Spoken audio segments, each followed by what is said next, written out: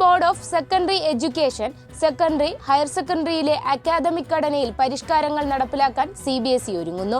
നിലവിൽ 10ാം ക്ലാസ്സിൽ 2 ഭാഷാ വിഷയങ്ങൾ പഠിക്കുന്നത് 3 എണ്ണമാക്കാൻ നിർദ്ദേശമുണ്ട്. ഈ 3 ഭാഷകളിൽ 2 എണ്ണം ഇന്ത്യൻ ഭാഷ തന്നെയായിരിക്കും.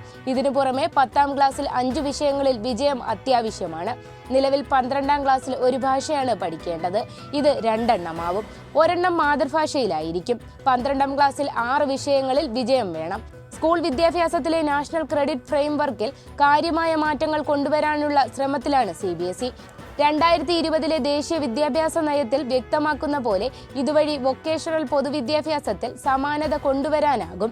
നിലവിൽ പരമ്പരാഗത സ്കൂൾ പാഠ്യപദ്ധതിയിൽ ക്രെഡിറ്റ് സംവിധാനമില്ല. പുതിയ നിർദ്ദേശമനുസരിച്ച് 40 ക്രെഡിറ്റുകൾ ഉൾക്കൊള്ളുന്നതാണ്.